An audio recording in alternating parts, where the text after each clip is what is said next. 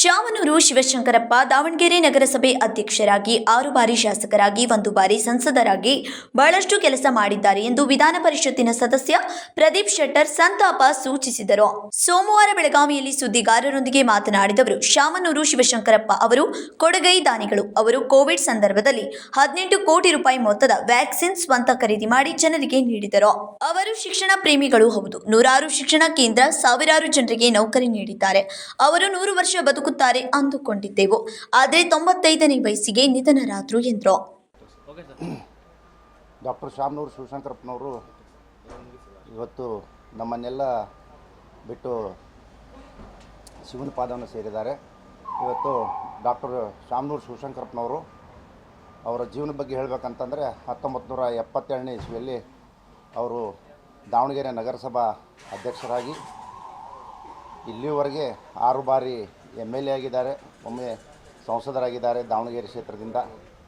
ಇವತ್ತು ಶಾಮನೂರು ಶಿವಶಂಕರಪ್ಪನವರು ಕೊಡುಗೈ ದಾನಿಗಳವರು.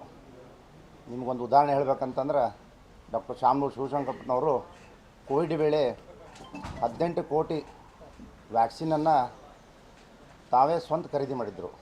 ಸರ್ಕಾರಕ್ಕೆ ಅಂಗ ಚಾಚಲಾರದೆ ತಾವೇ ಖರೀದಿ ಮಾಡಿ ಇವತ್ತು ಜನರಿಗೆ ಸೇವೆಯನ್ನು ಮಾಡಿದ್ದಾರೆ. ಇವತ್ತು ಅವ್ರ ಬಗ್ಗೆ ಹೇಳಬೇಕಂತಂದರೆ ಸಾಕಷ್ಟು ವಿಷಯಗಳು ಅದಾವೆ. ಅವರು ದಾನ ಮಾಡಿದ್ರ ಬಗ್ಗೆ ಇರ್ಬೋದು, ಅವರು ಶಿಕ್ಷಣ ಪ್ರೇಮಿಗಳು. ಬಾಪೂಜಿ ಶಿಕ್ಷಣ ಸಂಸ್ಥೆಯನ್ನು ಅವರು ಬೆಳೆಸಿದರು. 40 ವರ್ಷದಿಂದ ನೂರಾರು ಶಿಕ್ಷಣ ಕೇಂದ್ರಗಳನ್ನು ಅವರು ತೆಗೆದಿದ್ದಾರೆ. ಸಾವಿರಾರು ಜನರಿಗೆ ನೌಕರಿಯನ್ನು ಬಾಪೂಜಿ ಸಂಸ್ಥೆಯಿಂದ ಕೊಡಿಸಿದ್ದಾರೆ. ಇದೇ ಥರ ಅವ್ರ ಬಗ್ಗೆ ಮಾತಾಡೋಕ್ಕೆ ಸಾಕಷ್ಟು ವಿಷಯಗಳಿದೆ. ಆದರೂ ಇವತ್ತು ಅವರು 95 ವರ್ಷಕ್ಕೆ ನಿಧನ ಆಗಿದ್ದಾರೆ.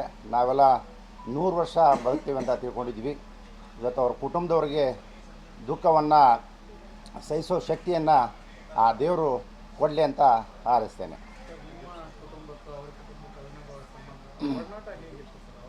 ಕಳೆದ 15 ವರ್ಷದಿಂದ ಶಾಮನೂರವರ ಸಂಬಂಧದ ಅವರ ಜೊತೆ ನಮ್ಮ ಒಡನಾಟ ಅಂದರೆ ನಮ್ಮ ಕುಟುಂಬದ ಒಡನಾಟ. ನಮ್ಮ ಬೀಗರಾಗಬೇಕು ಅವರು. ಅವ್ರನ್ನ ಸಾಕಷ್ಟು ನಾನು ಹತ್ತಿರದಿಂದ ನೋಡಿದ್ದೇನೆ.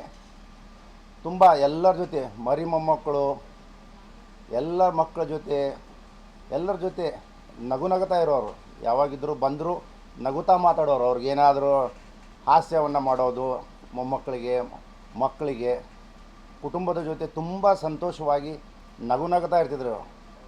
ಈಗ ಒಂದು 15 ದಿನದಲ್ಲಿ ಅವರು ಯಾವುದೂ ಸಫರ್ ಆಗಲಾರ್ದೆ 15 ದಿನದಲ್ಲಿ ಅವರೊಂದು ಹಾಸ್ಪಿಟಲ್ ಅಡ್ಮಿಟ್ ಆಗಿ ಒಂದು ವಯಸ್ಸು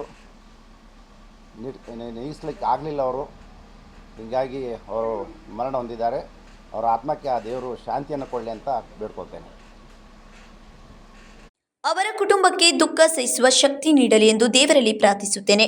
ಕಳೆದ 15 ವರ್ಷಗಳಿಂದ ಅವರ ನಮ್ಮ ಕುಟುಂಬದ ನಡುವೆ ಅವಿನಾಭಾವ ಸಂಬಂಧವಿದೆ. ನಮಗೆ ಅವರು ಬೀಗರು ಆಗಬೇಕು. ಅವರು ಮಕ್ಕಳು ಮೊಮ್ಮಕ್ಕಳ ಜೊತೆ ನಗುತ್ತಾ ಹಾಸ್ಯ ಮಾಡುತ್ತಾ ಇದ್ದರು. ಕಳೆದ 15 ದಿನಗಳಲ್ಲಿ ಆಸ್ಪತ್ರೆಗೆ ದಾಖಲಾದರು.